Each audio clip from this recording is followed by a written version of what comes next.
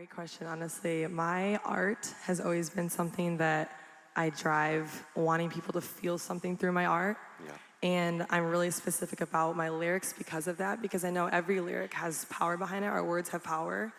And when I even wrote this song, I was trying to write a song about my dad for years, and I just couldn't get the right song.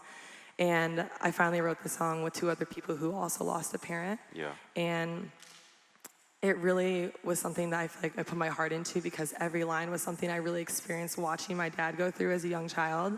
And I know that other people deal with grief in all forms, whether that's a breakup, a loss of a child, a parent, a sibling. And so I know that the words have power that we use. So I am particular about my lyrics because, like you said, you have to put it all in one song that could be in 4 sermons. Yeah. So I think our words have power, and it's something that we have to be, alert of. Yeah, I love it. I think, we know that there's nothing really new under the sun. Like, creativity is really the art of curation. And I think as creators, like, accepting that can be like a huge just sense of relief. It's like, oh, God has already created, and I'm just recognizing and discovering. And I think songwriting oftentimes is like this art of saying something that's been said, but in a way that's never been said. And so I think there is this beautiful reality to, if you can pen something that hasn't quite been said that way, and you do it beautifully, people are going to let that kind of wash over them over and over with every listen. Totally. And I hear that in your art, and I think it's the most fun thing ever to be behind the pen. Yeah. All right, so this is kind of a hard question, but we do want to know, and I think you could help these guys, because I know you haven't aced how to do this, but you're pioneering and have gone ahead of us. Can you help us understand, how do you figure out collaboration when you're working with people that definitely don't have the same values as you? I saw you're doing stuff with like Monster Energy drink. Some people would say that's demonic. There's whole conspiracy lines you can go down on Monster Energy drink, but you're sponsored by them. And then Zac, hey, he's not off the hook either. This dude you wrote Angels Part 2. I know the part of that, and Kodak Black is on this song. There's who was I was looking up? NLE Choppa is on this song.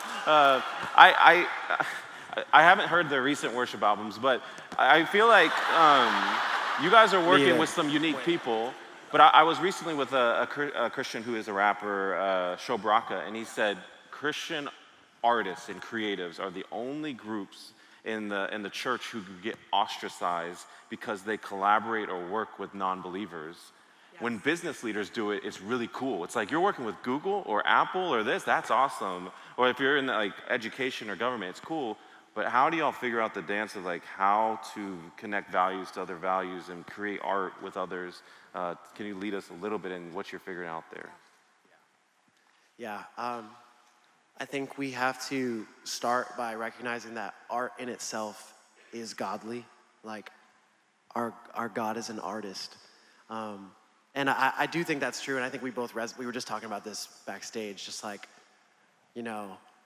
people coming up to us to be like, why don't you only make K-Love songs? It's like, I love K-Love songs, but I don't always feel drawn to creating that. And, we joked about this quote that resonates with me. It's this idea that like, okay, our incredible architects, right? People who build incredible structures and buildings, they don't only build churches. That's just not what their work consists solely of. They're building other buildings that have other functions that are good and can be good. It's good. Yeah, this is definitely one I've battled with for like the last 3 to 5 years, being an artist in the industry. Even growing up, I wanted to be a country artist, and then I was like, no, I'm gonna be a Christian artist, and I was like, oh yeah, I like R&B, I like Alicia Keys and playing piano. I'm like, oh, I like pop music, I'm gonna study that in college. And then moving to Nashville, kind of all these things that make you who you are and your influence, at the core of everything, it's my faith, and that the Lord is the Lord of my life.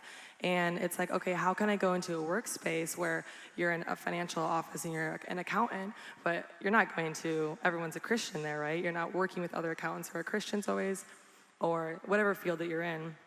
And stepping into my workplace is stepping into a studio with other writers who are agnostic or don't believe in the Lord or don't have anything of a purpose in that, or we're going to a show where everyone there is like not about it, And I usually, what I try to do in my music is always try to bring the Lord into my music by saying like, I'm grateful to these opportunities from God that can plant a seed maybe for other people to hear about the Lord. But even doing these collaborations, it's like going back to, our message this week, Mike Foster, even our primal question, it's like I want people to feel wanted, to feel seen, like they have a purpose. And so then I bring in to my music, it's like I want other people in the room that I'm in to feel that way, that could plant a seed that could maybe bring them to the Lord.